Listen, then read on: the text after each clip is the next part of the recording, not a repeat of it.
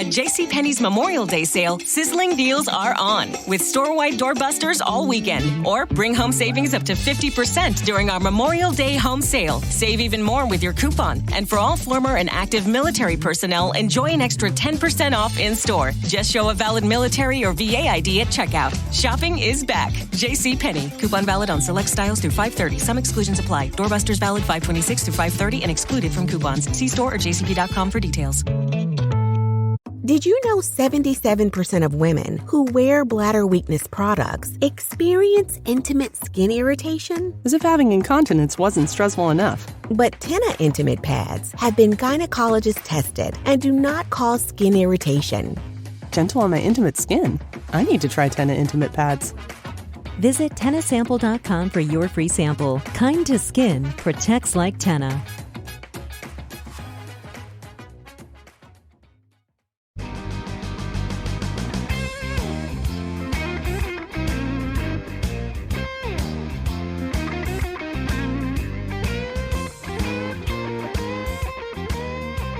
Thanks for joining us for another Blunt Business on CannabisRadio.com. And my next guest is definitely no stranger to Cannabis Radio. He's been on with us several times. Most recently, last year, he was on our High Society with Paxton Quigley series.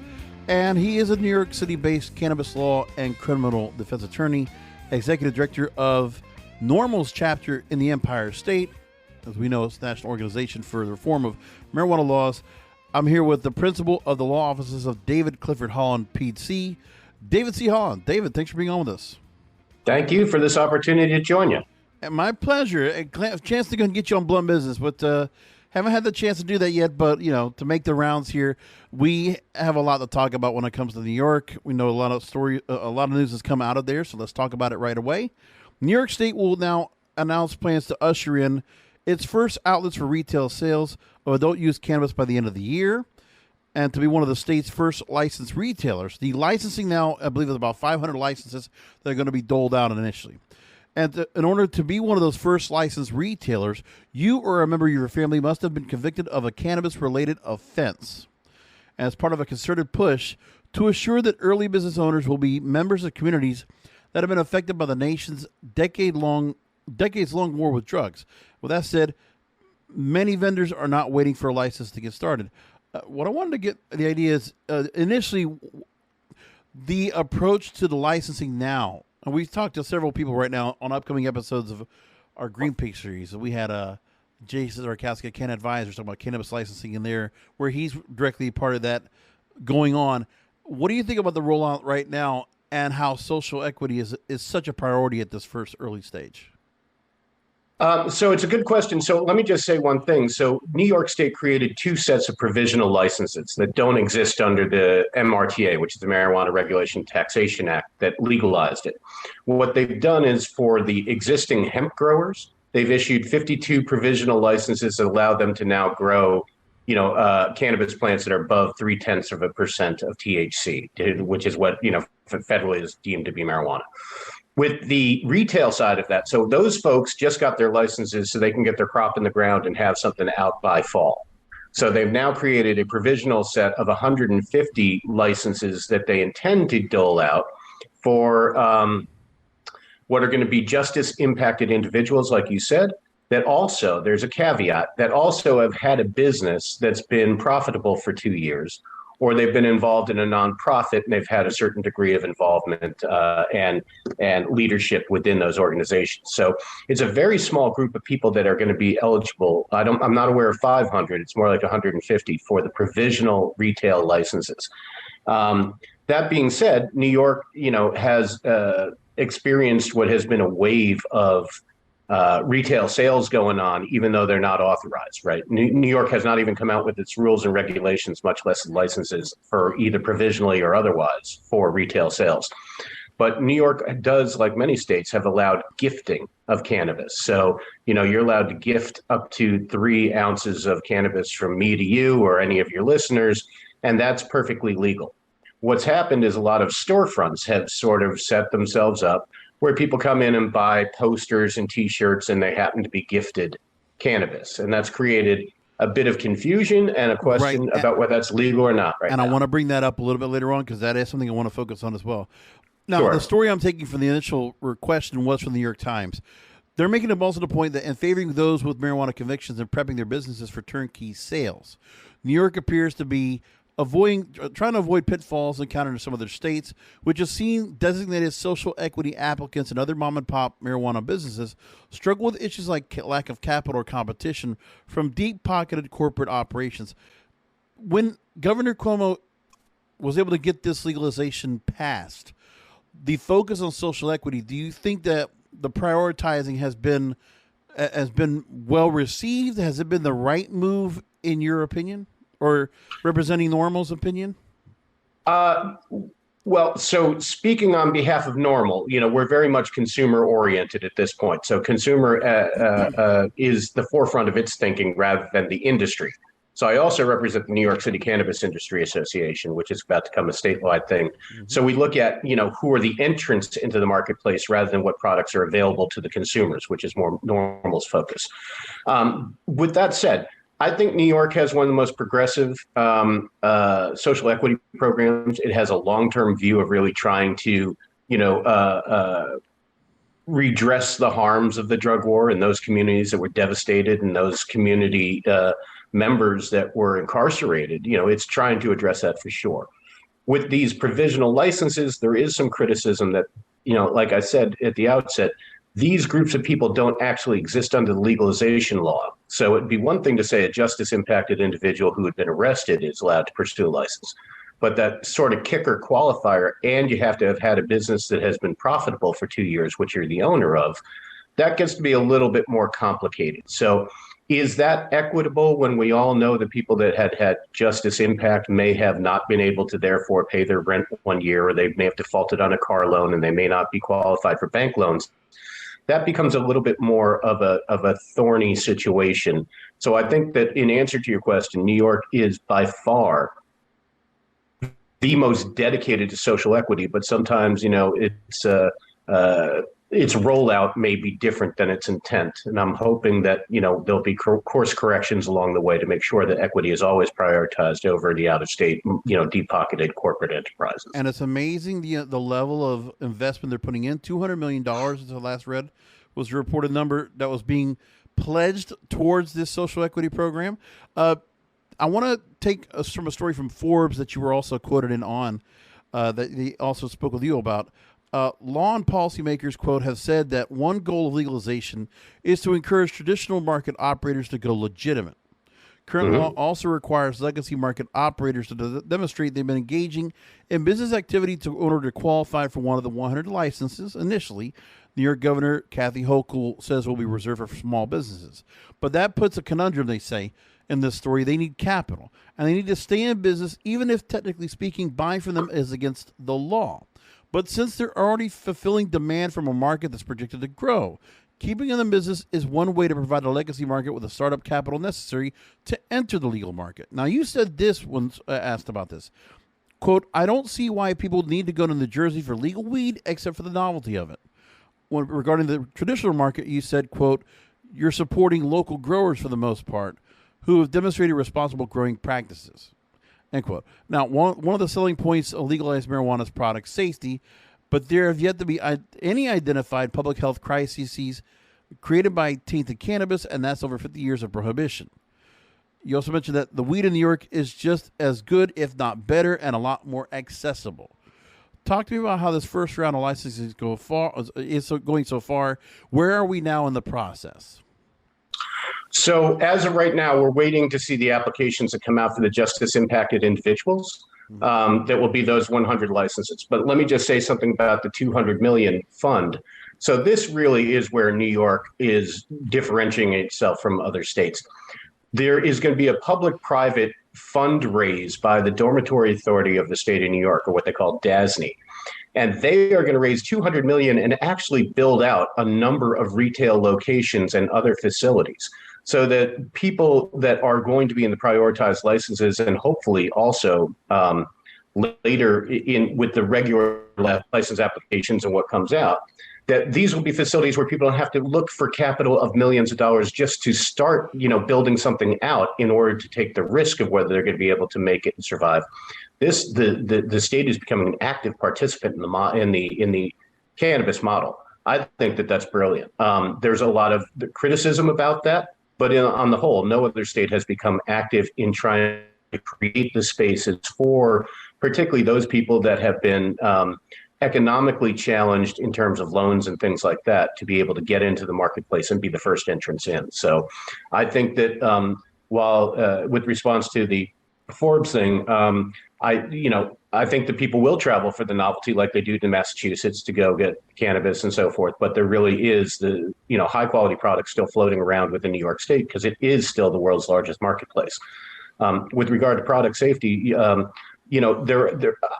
I have not seen proof of fentanyl-laced cannabis, but I'm not doubtful that in somewhere out there has been laced cannabis, with things like that. That's a very small group of people that probably are coming in contact with that, and I don't think it's like the much beyond the person with the Halloween and razor blades and apples as compared to the reality is it would be very expensive to put fentanyl into cannabis. It's really not in a dealer's interest to try to sell that product. So I think that's probably people lacing it themselves rather than necessarily seeing wild rampant patches of untested cannabis loaded with some sort of deadly poison.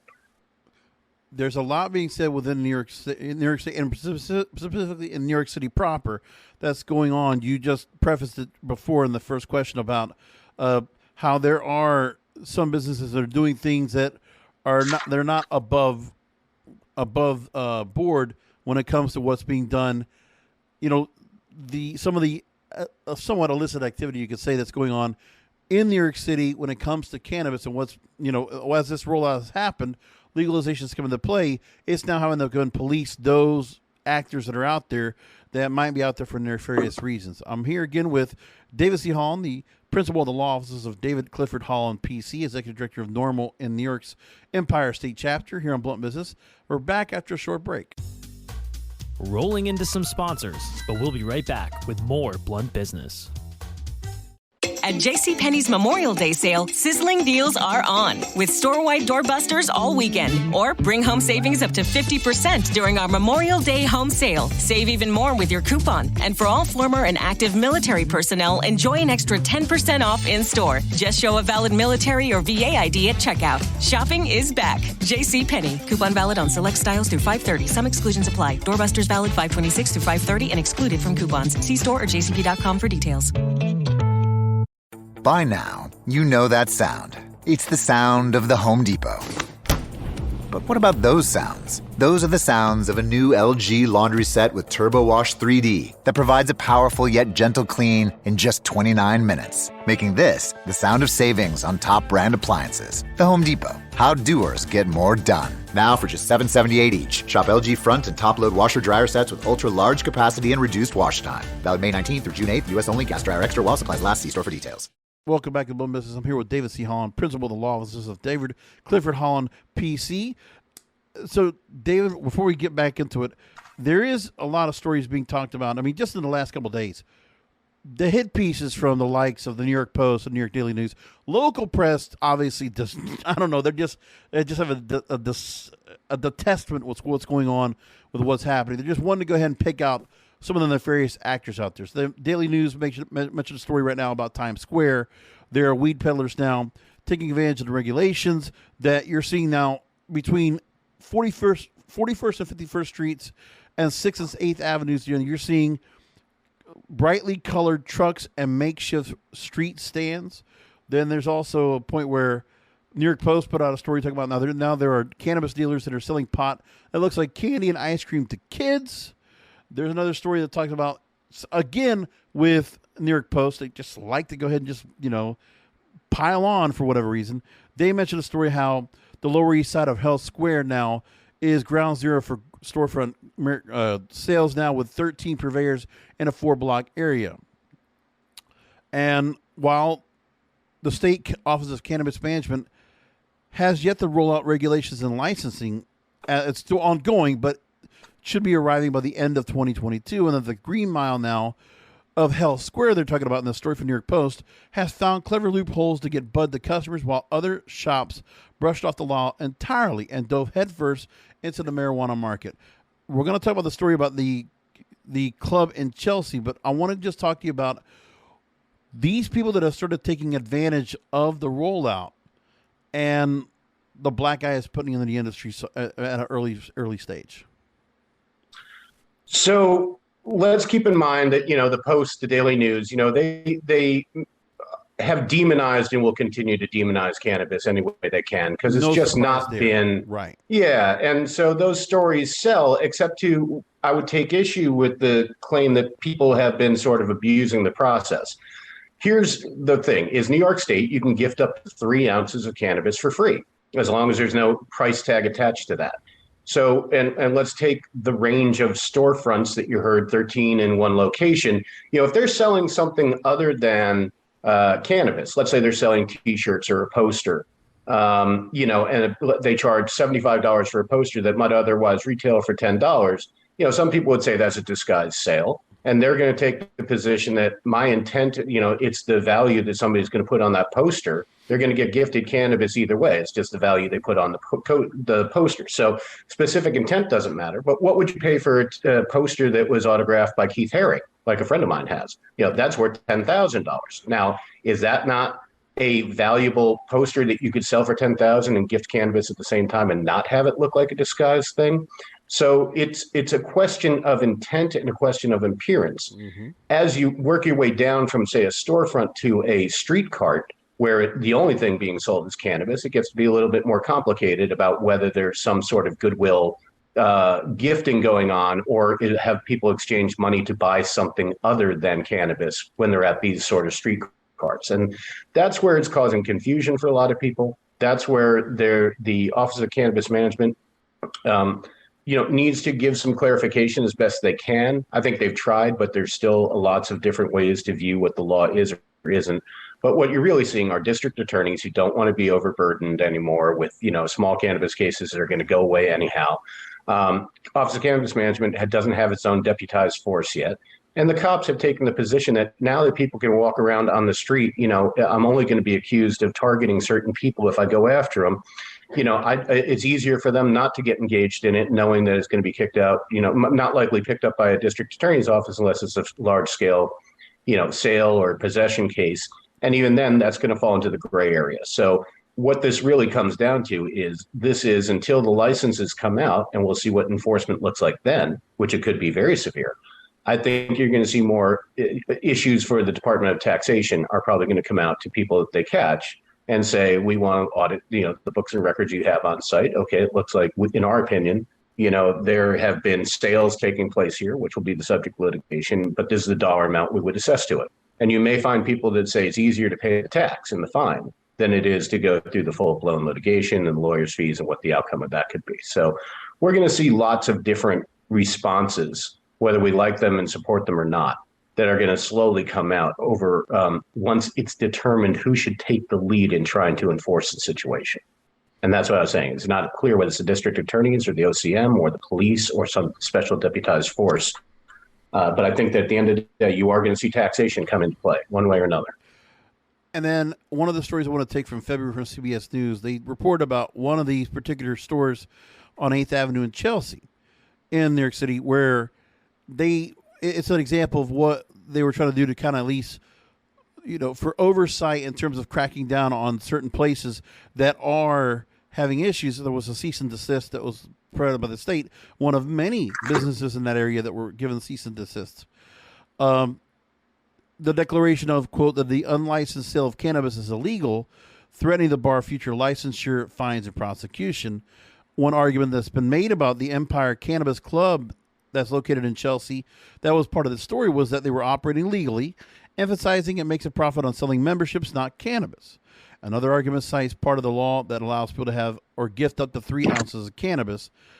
And, quote, people have come up with ideas that if they do a third-party type transaction, like I'll buy a T-shirt for $400 and I'll give you a free bag of cannabis with that, just like you said, is it this guy's transaction?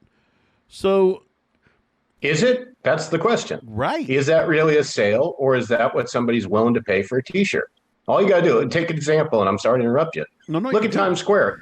And look at these crappy T-shirts that sell in all these souvenir shops for $25, $50. People pay that all the time. So what's the difference if they're just buying a shirt or the gifted cannabis at the end of the day afterwards. Crappy T-shirts still sell for $50 a shot. So, it's the question of whether that constitutes a sale or not is a very complicated question, even though it sounds like everybody should understand the same thing. As a criminal defense attorney, I would argue that all day, every day. What's the value of a T-shirt? Let's look at where it's being sold rather than what's the value of what it costs to make and what's your markup generally, right? Because I can get absolutely an NYC T-shirt will get me $50 in Times Square and it will get me nothing in Beijing, So it's just a question of relativity. And it's funny, of course, there were other stories outside of New York that I saw the same thing. Madison, Wisconsin, the Rastafarian church that was built there and has been shut down many times because they were trying to say that they were supposed to be a place of worship when they were just, people were coming in and they were just basically still buying bags of cannabis. Like they were still being able to buy weed as they normally would.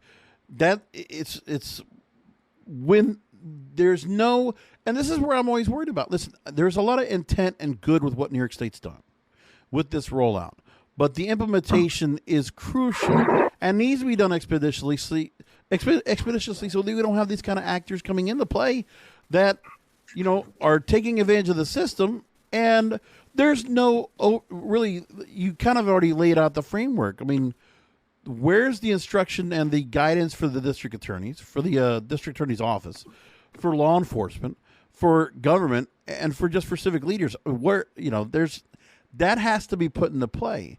And this is where the governor's office needs to put more pressure on that Office of Cannabis Management to get this done. Like, this has all got to be looked at.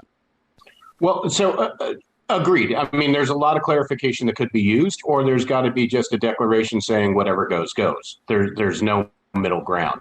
Let me just go back to your original question, though, about social clubs and churches, which are very different than sales, right? Mm-hmm. The sales in a storefront is you're buying something. That's a third-party transaction in the sense of like it's the T-shirt, it's the poster, it's a sticker. Yeah. In a club setting, you're paying for the privilege to get in. Well, now bars and restaurants have paid, you got to pay a cover charge to get in the door.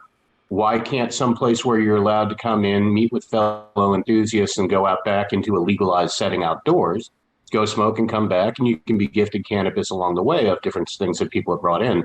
I think that very closely resembles what's legal and allowable under the law. And when you get into the church scenario, what's the cost of somebody's worship? The amount of time they spend there?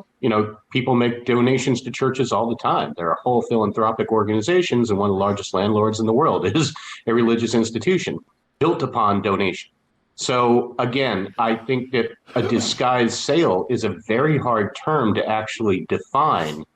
And it's kind of, I'll know it when I see it. Yeah. But the more that you have something unique, and people have gone into NFTs, these non-fungible tokens that are, sort of electronic email type artworks, those are selling for tens of thousands and hundreds of thousands of dollars. So why can't somebody sell it for 75, sell it, and then gift cannabis along the way with it? Those are going to be the future battles that I think no judge, no district attorney, and no police force really wants to have to go against, because they know that it's too hard a burden on them to prove beyond a reasonable doubt that that was a sale. It may look questionable, but proving it is a whole nother ballgame. I've got guys that have stores that were raided and, were criminally investigated, and we're still trying to work those out. That being the case, they're very aware, the district attorneys, that they're going to have a hard row to hoe when it comes to proving that to a jury. And most people, and Attorney Zissou, who's the one who's been the article that you were reading about Empire Cannabis Club, he or I or others are going to take it to task and take it to a jury saying, how is this proof? And I think that there's a hesitancy to want to bring those types of cases rather than bring, say, a tax case or something else that may be a little bit different from the state's perspective. Because in the end of the day, the state wants its revenue. It's not really looking to incarcerate people anymore. So those are things to keep in mind. Now, in that same Forbes story I talked about earlier, it was talking about, in defense of the plug, buying illicit cannabis may be better than legal weed. So I want to take from that story and go back to that real quick, because they bring up a point that's very interesting that I wanted to bring up to you. Quote, but aside from the novelty of buying cannabis in a for real store with taxes and everything, there's no moral imperative to quit patronizing the traditional market, quote unquote, as some marijuana legalization backers and most for-profit cannabis companies would have you believe. In fact, in some circumstances, the true moral choice would be to continue to buy your cannabis from the underground neighborhood plug, according to recent research.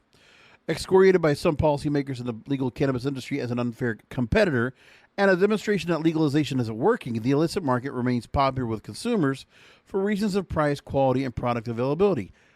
So we know the illicit market, and I said this back, I forget who it was that I spoke with about legalization before, and talking about the fact that California is the example of where New York's going to have to realize they're going to have a rampant illicit market. It's as advertised, it happens, but a story like this from Forbes is saying, well, you know what? I mean, it's going to happen anyway.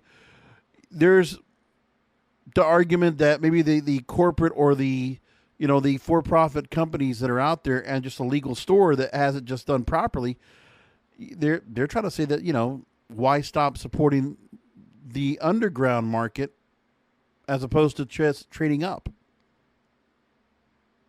Well, I think there's different ways to approach that. But here's the thing. Most people have bought locally and they have trusted people that have always been their source, and whole communities have built themselves around the cannabis industry. So just because people have been fortunate, and, if we're going to look at New Jersey, their social equity plan was not the best. So it's not inclusive necessarily of the real industry. So to say that the industry that it's unfair to still have these illicit operators around, there would be a strong argument to be made, but the real industry that is controlling the business never got an opportunity to get in the door because of the color of their skin and the lack of funds in their bank accounts that they can show to be able to be a worthy credit risk to be able to get set up in these communities. So it's the battle of the haves and the have-nots, and the fortunate and those that have been, they're not the less fortunate, but they're unfortunate for them that they're not going to be viewed competitively right off the bat. So it is, if for those people that find, if we're going to try to redress the harms of the drug war by trying to rebuild those communities that were decimated by them, investing in them by continuing to maintain the industry may be one way to do that, because people, that has been their sole source of income. That has been the marketplace that has existed. And until New York rolls out its different, legalized operations, and we see how that plays out, over time, there'll be the goal, and one thing I've been working heavily on is to try to give amnesty to the legacy market people so they can be the first to market and not have to worry about past tax or criminal prosecutions. That will invite them over into the legalized space. And once you absorb them and assimilate them into the legalized space, it's kind of like prohibition of alcohol. Eventually, nobody's brewing bathtub gin anymore. So it will take time, and I think New York can do that. But if we're not inclusive of and accommodating to, in some respects, the legacy market, then you're never going to see the legalized market really become its fullest or find itself sustainable in light of what would otherwise be a tax-free market and everything else. It's got to be inclusive, or it's going to end up being the death of the program.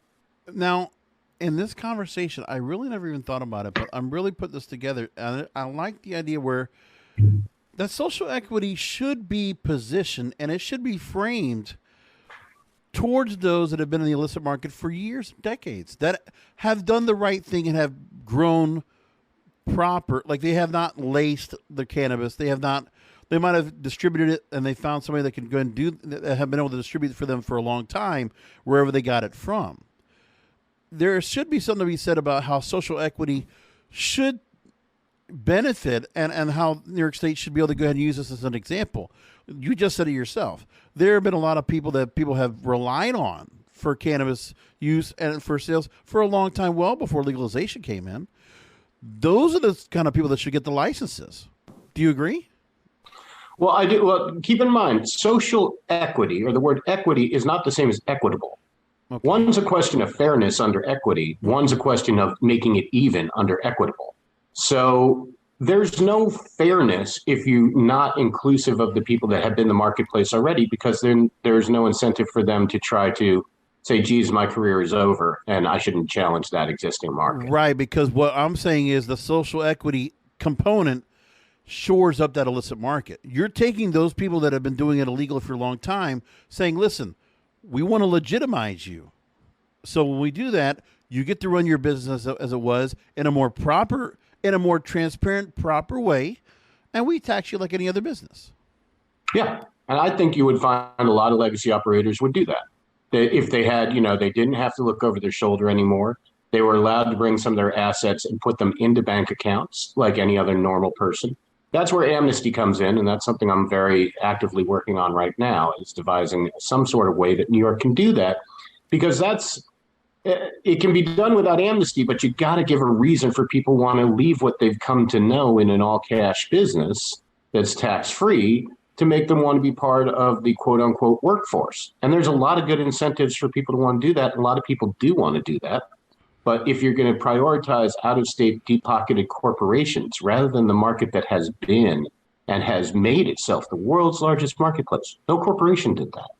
No corporation did that. That were these people. And if you don't give them the fair opportunity and the fair shake and prioritize to at least get a foothold into the market as compared to a large multi-state operator that has 1 million square feet of grow, then you really have done a disservice to the state of New York and to the people that you, quote unquote, were prioritizing and were to be the beneficiaries of the program. Yeah, it's like not like corporations have come up with a lot of original ideas themselves. But David, I love this point. I love the fact that when everybody talks about how those people that are disenfranchised are just making sure that social equity and being socially equitable, that the best route, and I believe we're New York State. And you tell me if I'm wrong. Are there any other states that have done this the right way in this same fashion, where you are taking the legacy operators that have had to work under illegal circumstances? You're not penalizing them anymore. You're just taxing them just like any other business, and you're allowing them to actually do their business proper and legitimately. That, I think, is the best framework for social equity. That's a better than anybody else. Like, it's one thing to go and give the grant money and give the opportunity for licensing to somebody that might have gone through being incarcerated or had, either for distribution or for use. That's one thing. But I also think it's somebody that it's not just an entrepreneurial venture just because you are of a particular race or ethnicity. I don't think it should be necessarily that. Its representation's fine.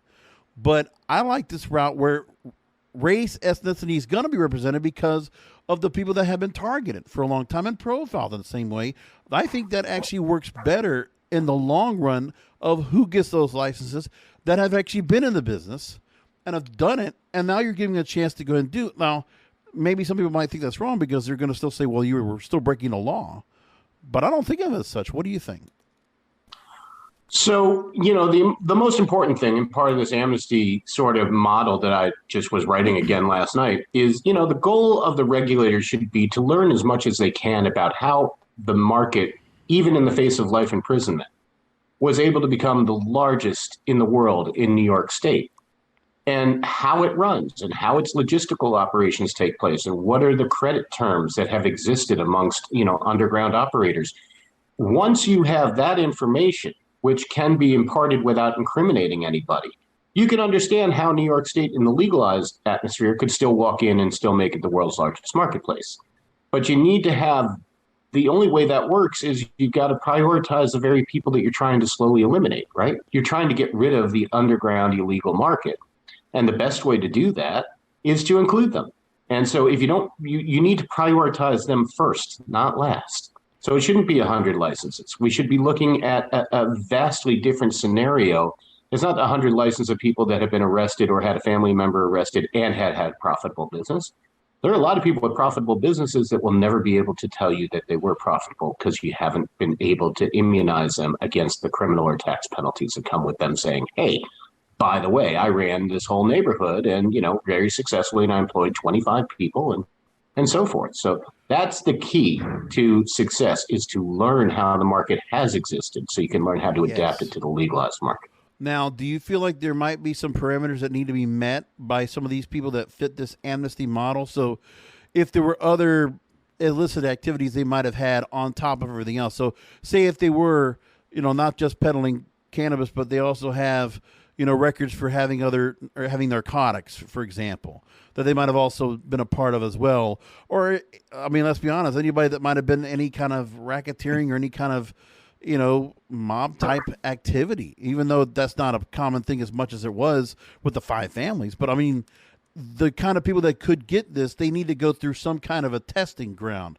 Would you say that's necessary? Okay. Yeah, so there'd be a whole hearing. I'll try to give it to you in a real quick nutshell. Sure. There would be basically a tribunal, which would be at least 2 people hearing it as hearing officers, and at least 1 or more people from the Legacy Underground that have been, we have many people that are out loud and proud about what they've done. And so they understand how the markets work. So they could hear the testimony of somebody and know the right questions to ask, including you may be able to conduct a background check of certain people to see that they've not been arrested for violent crimes or, more like human trafficking and some of the more lethal drug issues are out there. You want to limit it to cannabis as best you can. That can be achieved. But the system would be set up that it would be double blind in the sense that you would either go through an attorney or a clergyman as an applicant. The reason why you would do that is they have privilege, right? Nobody's allowed to see communications between an applicant and their attorney or their priest. Have that then the name known only to the attorney, who then is randomly assigned a serial number for that person. And then that number then is put on the application rather than somebody's name. And then that next application gets submitted in and reassigned yet another serial number. So you have a double blind so that no subpoena could immediately find out who's the person behind it. And then you can have, testimonial affidavits saying, this is what I did. This is how I got involved. This is what I know about the market, without trying to name anybody that they did particular transactions with, but trying to establish their street cred as having been part of the system. And if indeed they can pass all those tests and prove that they weren't part of a larger, operation with other things going on, like, much more hardcore illicit drugs, all the violence that goes with some of those, then they ought to be considered for, amnesty and allowed to get a prioritized license to get in, because you're now going to have heard hearing officers who are going to be collecting all this data, not about who's who, but about how the market operates, to be able to constantly educate the regulators about let's do this, let's do that to make it better. And you'll have the people that ran the market in place. And if somebody is denied amnesty, there would be an appeal process where they could indeed try to say, I wasn't given a fair shake or new evidence has come to light that really should have allowed me to get a prioritized license. So that's the nutshell. It's a much more involved than that. But the idea is nobody's pointing fingers at anybody or saying, to the extent they're self-incriminating and say, I've been in the business for 20 years, it's hidden behind 2 different serial numbers that will never be directly trackable to them from the IRS or really the federal authorities, So that's the whole idea behind it.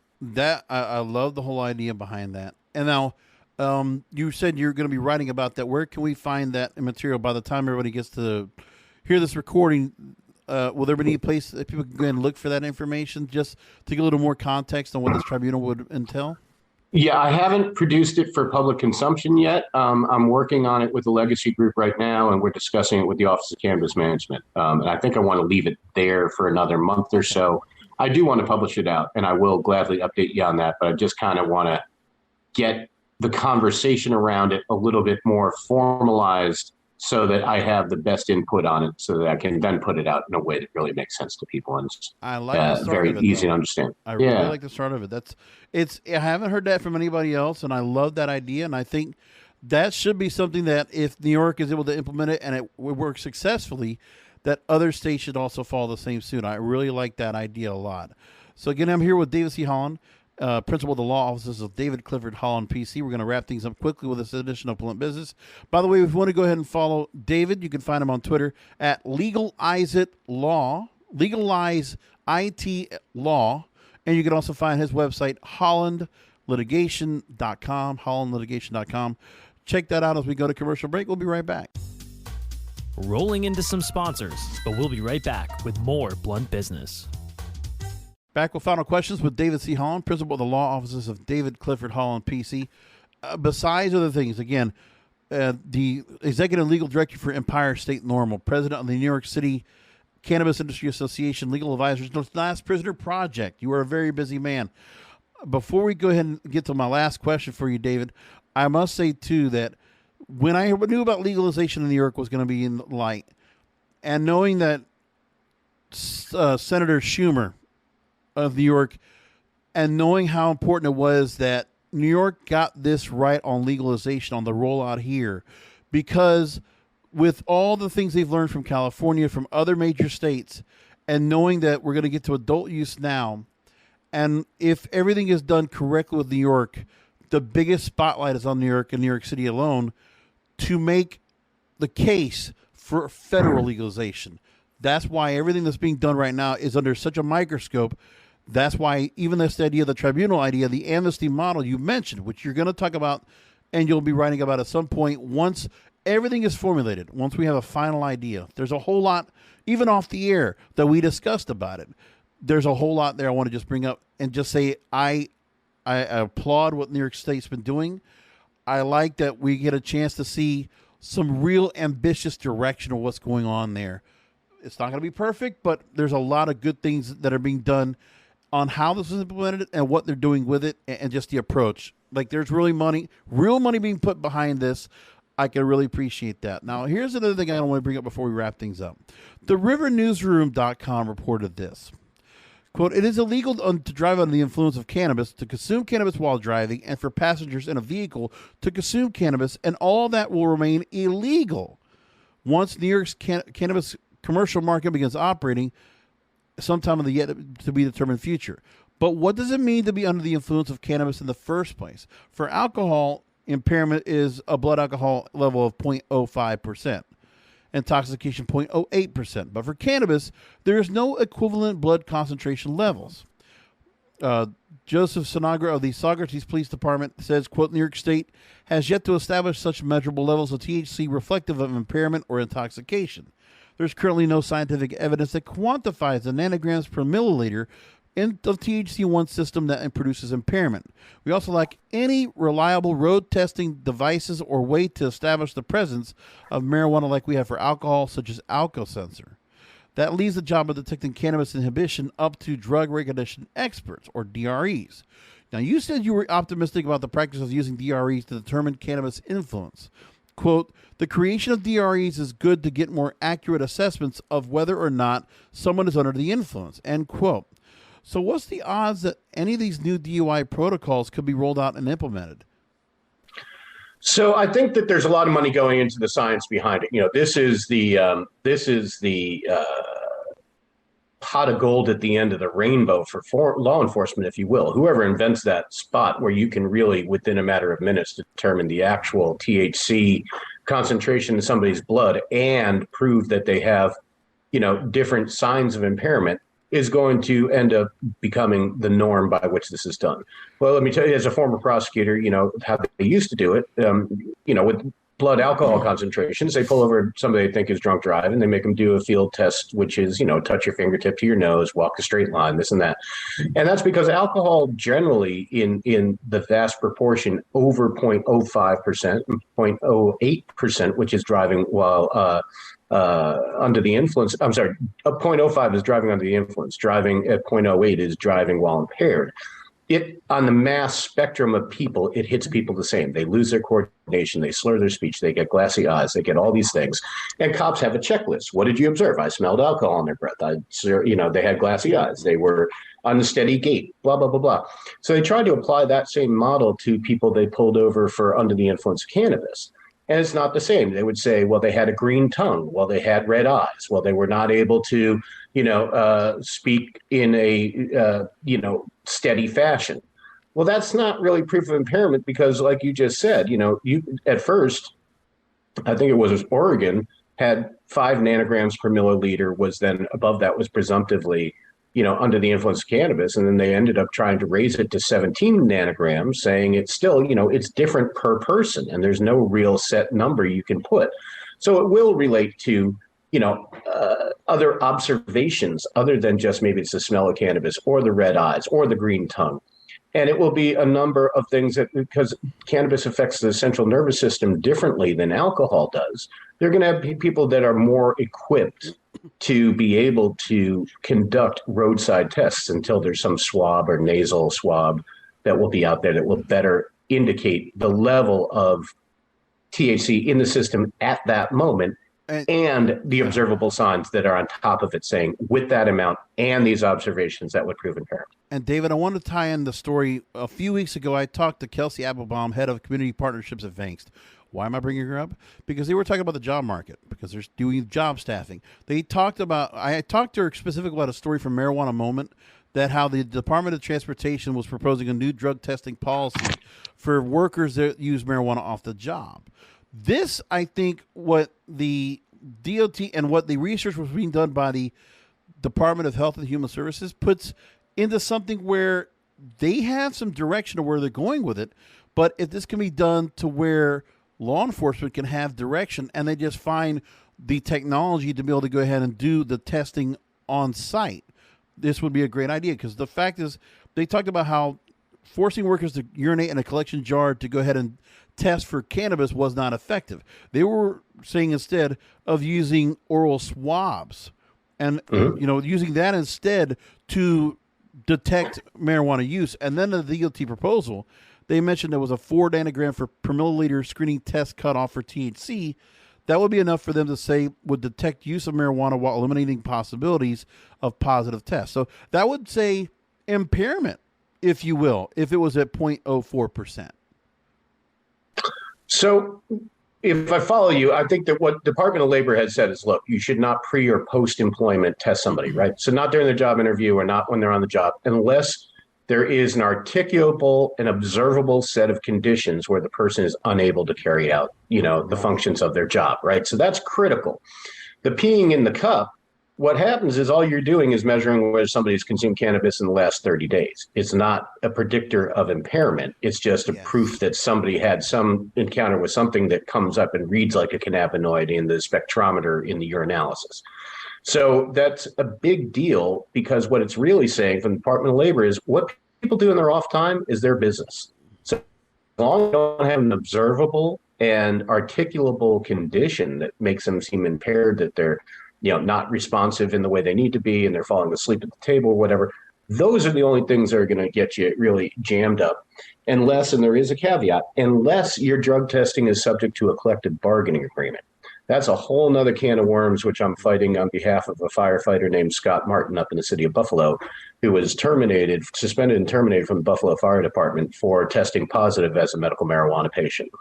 And that is subject to a collective bargaining agreement that was never updated to account for. And they intentionally did not account for medical marijuana or the fact that their union members might use medical marijuana, which is a protected right under New York state law. So it's a big brouhaha that's going on up there, and I'm hopefully going to help change the law with regard to this. But in the workplace, at the end of the day, you're not supposed to be tested.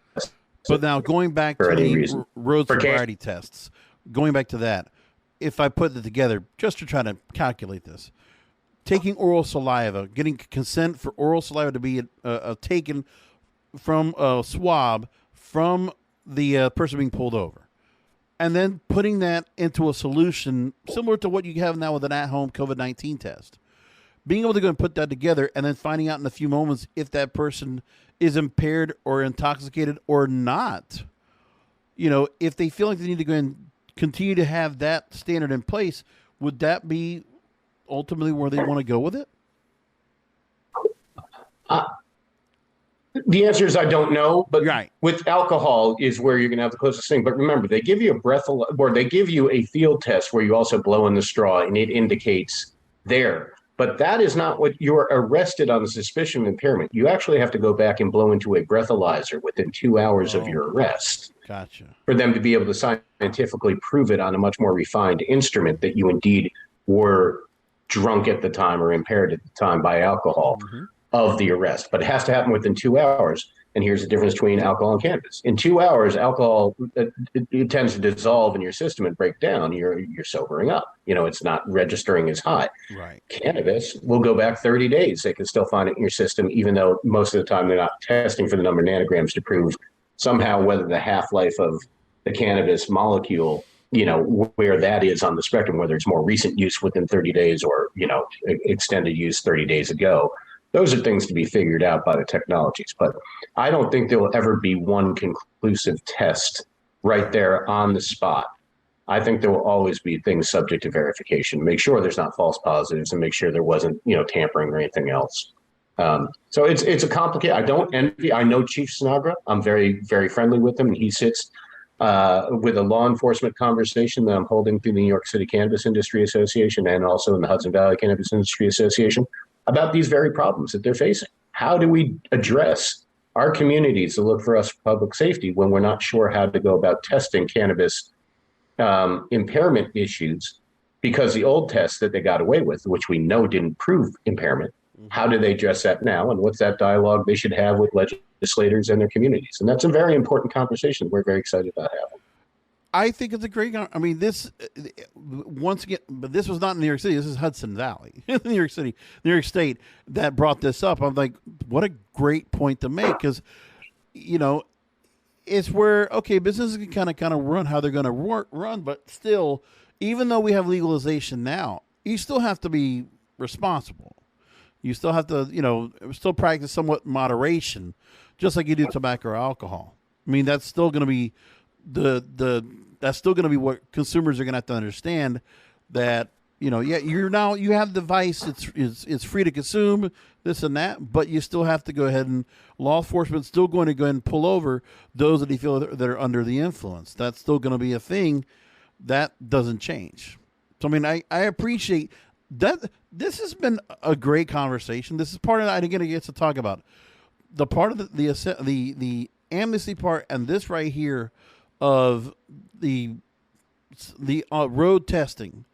These are very important subjects, and I'm glad these conversations are being had. And like I said, I feel good that if New York is able to go and pull everything together and give it the best possible model, and we didn't even talk about compliance. We didn't even talk about, where businesses are at this moment.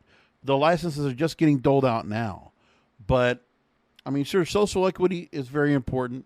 But for me, it's the area of social equity we talked about earlier, and some of the things that are being discussed now with such a large population to work off of. What a testing ground for all this to happen. There's one way here Canada does it, but when it's being done in the States here, and such a large state like New York with so many people, and how New York City could absolutely be having this rollout be implemented in such a positive fashion, that federal legalization, it's going to be ultimately, I think, the reason that federal legalization will finally pass when they see that New York has done so well with it. That's where I think it's the key that picks the lock. What do you think? Yeah, I agree with you. We're the 37th state,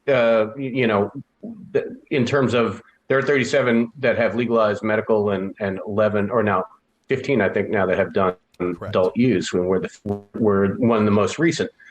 New York is the home of the world financial markets. New York is considered the second most powerful capital in the world after Washington, D.C. Yeah. Right. So you have the United Nations. It all revolves around here. So New York is not just because of its size or just because of its, access to the world's greatest cannabis. It is the power center. One that becomes part of the normalized conversation. And I'm glad that organizations like NORML and the New York City and Hudson Valley Cannabis Industry Associations have fostered those conversations. People are talking about it very seriously now. People realize this is an industry. We're the fifth largest crop in the United States, and that's not including what's the illicit market. So it cannot be avoided. The federal legalization is a question, sadly, of politics, not science. And hopefully someday, you have enough people to enough states to almost pass a constitutional amendment, which is something I'm working on too, that can be, safeguard the rights of the states under the 10th Amendment to be able to determine whether they want to have legal cannabis or not, subject to federal interference. So federal legalization is coming within 2 years. It's an inevitability. And it will probably be led by conservatives, ironically, rather than others, because the majority of the states are red states, and they are states' rights people. And I think that you're going to see, as a states' rights issue, they're going to say you can't turn back the clock anymore. It's just too late. It's just a shame that with all the momentum that was going on this time around, the Democratic-led House and Senate, the opportunity to go and get this passed right now, and $40 million of lobbying money injected into the passage of this to get it from the House passed once again into the Senate, where it's not going to make it through. It's unfortunate. And, that's a win that, politically, any government should have had to be able to get this done, because it's an inevitability, as you said. Could have been 2 years sooner, but we might have to wait another 2 years. I agree with that. You cited the problem, lobbying money. right? How many $40 million is a drop in the bucket. You know, the pharmaceutical industry and other big corporate interests have much more lobbying money they put in to try to prevent it from legalizing. So the will of the people will speak out one day. You know, it's otherwise you're not going back to Washington. So when we remove, if we were to have more transparent and limited amounts of money that can be contributed through a lobby, we'll find justice actually is carried out by the will of the people rather than the desires of the deep pockets that people aspire to as politicians and, you know, support base and contributions for their campaigns. Lose the power and empower the people, you'll have legalization in no time. Agreed. Again, I'm here with David C. Holland, the principal of the law offices of David Clifford Holland, PC. Website is hollandlitigation.com. And real quickly, if you want to just let listeners know how they can go and get in touch with you or how they can follow along with what you're talking about here, the conversation can continue.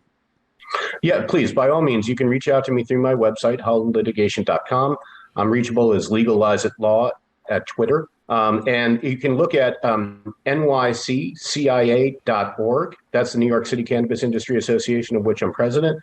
And there you'll find lots of things about what we've done and different policy papers we put out and lots of events that we have going on, including Weed Wednesday, which we put in once a month. We're having different locations around the 5 boroughs of the city in the Hudson Valley. Where people that with similar interests want to get together and just meet people that are interested in the industry or just talk cannabis or just socialize with those people with the same affinity.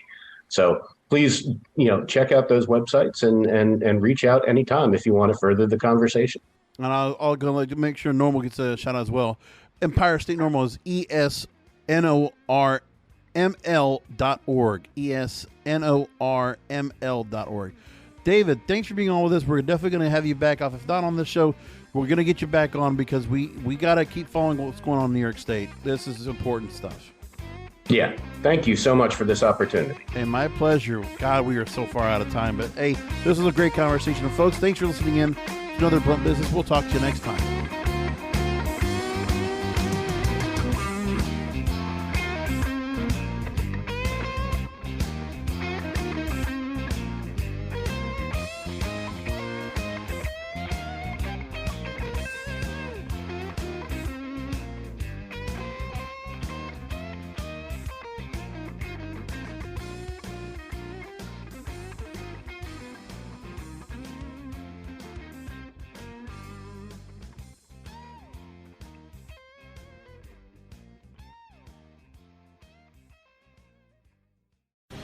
The opinions expressed on this CannabisRadio.com program are those of the guests and hosts and do not necessarily reflect those of the staff and management of CannabisRadio.com.